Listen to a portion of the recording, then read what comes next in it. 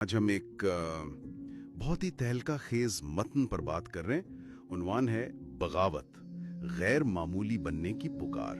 जी। और ये मतन तो सीधा सीधा कहता है कि जिसे हम नॉर्मल जिंदगी समझते हैं ना, वो इस सदी का सबसे बड़ा कैद खाना है। बिल्कुल, एक ललकार है ये। हाँ, एक तरह की पुकार कि जागो। तो आज हम जरा इसकी गहराई में उतरेंगे, समझेंगे कि ये कहना क्या चाहता है। जी, ये कोई आम सा मतन नहीं है, ये सीधा रूह से बात करता है। और बुनियादी बात ये है कि जो समाजी उसूल हैं, जो मुताबिकत है, कंफर्मिटी, जी। उसने हमारे अंदर की वो जो चिंगारी होती है ना, उसे बुझा दिया है। अच्छा। तो आज हम कोशिश करेंगे कि उसकी जो तेज और तुंद दलाइल हैं, उसकी जज्बाती जुबान और ये जो पुकार है गैर मामूली बनने की, इसको समझें। सही। तो आइए देखते हैं ये नॉर्मल को कैसे देखता है। मतन कहता है कि ये नॉर्मल होना असल में एक जाल है, मुताबिकत का जाल, जो हमारी इंफरादियत, हमारी पहचान छीन लेता है। और उसके लिए वो ऐश की तहकीक का हवाला देता है, 1951 की। जी, वो बहुत मशहूर तहकीक है। आप थोड़ा बताएंगी उस तहकीक के बारे में? मतन उसे कैसे इस्तेमाल करता है? जरूर। देखें, ऐश की तहकीक बड़ी दिलचस्प थी। इसमें लोगों को बस लकीरें मवाजना करने को कहा गया। बहुत आसान काम था। बहुत आसान। लेकिन जब ग्रुप में शामिल दूसरे लोग, जो असल में तजुर्बे का हिस्सा थे, जानबूझकर गलत जवाब देते, अच्छा, तो अक्सर असल शुरुका भी ये जानते हुए कि जवाब गलत है, वही गलत जवाब दे देते थे ग्रुप के साथ चलने के लिए। ओह, मतलब सिर्फ ग्रुप प्रेशर में? बिल्कुल। मतन इसी तहकीक को सबूत बनाता है कि ये समाजी दबाव कितना ताकतवर है। ये हमें सच से मुंह मोड़ने पर भी मजबूर कर सकता है। और बात सिर्फ मुत्तफिक होने तक नहीं रहती, मेरा ख्याल है मत इससे भी आगे जाता है। वो मिलग्रम की तहकीक का भी जिक्र है। जी बिल्कुल। मतन तो कहता है कि ये समाजी दबाव एक धोखा है जो सिर्फ सोच नहीं बदलता, रवैया भी बदल देता है। रवैया भी? जी।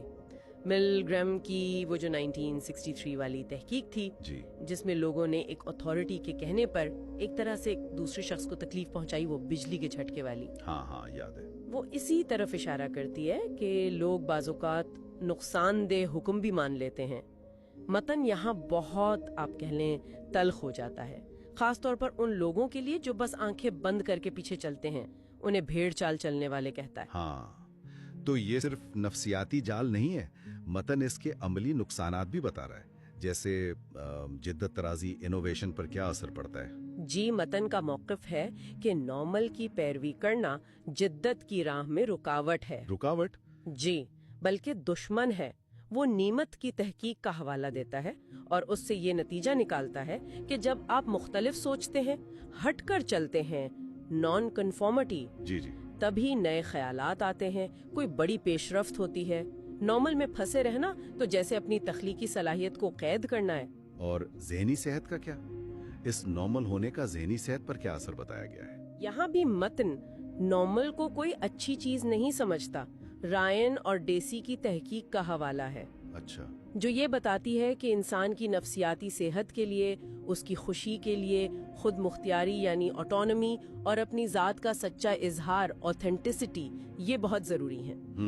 और ये जो नॉर्मल रहने का दबाव है माशरे का, ये इन जरूरियात को दबाता है। तो नतीजा क्या? जहनी सेहत मुतासर होती है।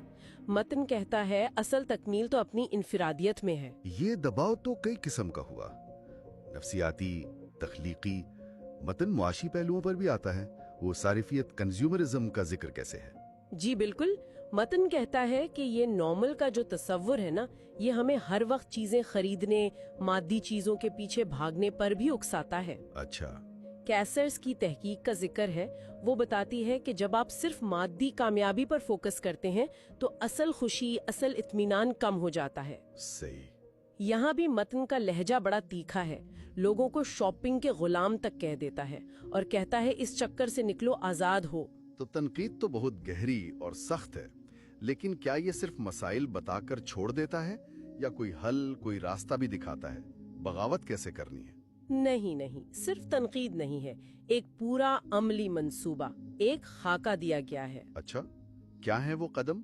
पहला कदम और शायद सबसे अहम, हर उसूल, हर रिवायत, हर नॉर्मल पर सवाल उठाओ। हर चीज पर? जी, यानी तनकीदी सोच पैदा करो, क्रिटिकल थिंकिंग। پال اور ایلڈر کے کام کا حوالہ دیا گیا ہے. یہ بنیاد ہے سوال کرنا. ٹھیک، سوال اٹھا لیا. اس کے بعد کیا کوئی بڑا انقلابی قدم؟ نہیں، دلچسپ بات یہ ہے کہ متن فوراً بڑی چھلانگ لگانے کو نہیں کہتا. دوسرا قدم ہے چھوٹے چھوٹے غیر روایتی قدم اٹھانا. چھوٹے قدم؟ جی، ڈک ورتھ کی تحقیق کا حوالہ ہے استقامت اور جذبے پر کہ یہی چھوٹے مسلسل عمل ہوتے ہیں جو اصل تبدیلی لاتے ہیں. یعنی آہستہ آہستہ. بالکل، یہ بغاوت ایک میراتھن ہے، کوئی 100 میٹر کی دوڑ نہیں. یہ تو انفرادی کوشش لگ رہی ہے. کیا اس کا کوئی سماجی پہلو بھی ہے؟ اکیلا ہی کرنا ہے سب؟ نہیں، بالکل نہیں. تیسرا قدم یہی ہے کہ اپنے جیسے ہم خیال باغی ڈھونڈو یا اپنی کمیونٹی بناؤ. اچھا، کمیونٹی. جی، پریلنگٹنسکی کی تحقیق کا ذکر ہے جو بتاتی ہے کہ جب آپ کمیونٹی سے جڑتے ہیں تو آپ کو طاقت ملتی ہے، اکیلا پن کم ہوتا ہے. صحیح. اور چوتھا قدم؟ چوتھا قدم ثابت قدم رہنا، لچک پیدا کرنا، ریزیلینس. ماسٹن کی تحقیق کا حوالہ ہے کہ مشکلات تو آئیں گی، دباؤ آئے گا، لیکن ڈٹے رہنا ہے. ڈٹے رہنا. جی، اسی سے نارمل کا دباؤ ٹوٹے گا. اور پھر آخری منزل کیا ہے اس سفر کی؟ آخری قدم متن کے مطابق یہ ہے کہ اس بغاوت کو، اپنی اصلیت کو، اپنی اوتھینٹسٹی کو اپنی زندگی کا مستقل حصہ بنا لو. یعنی مکمل طور پر اپنا لینا. بالکل. کرنس اور گولڈمن کی تحقیق کا حوالہ ہے کہ جب آپ اپنی سچی ذات کے مطابق جیتے ہیں تبھی وہ گہری پائیدار تکمیل ملتی ہے. متن کا اختتام ایک للکار کی طرح ہے، اب جاؤ اور فتح کرو. واہ.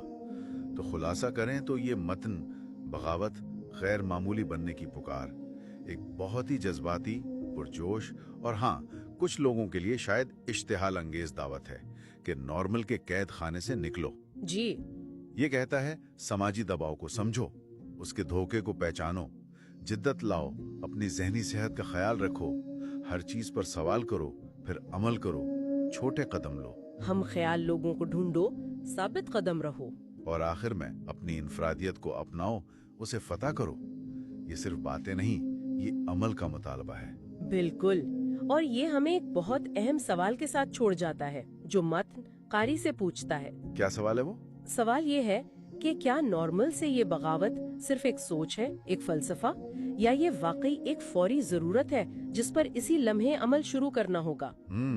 یہ سوال میرا خیال ہے ہر سننے والے کے لیے ہے کہ وہ خود اس پر غور کرے، اپنے حالات میں، اپنی زندگی میں.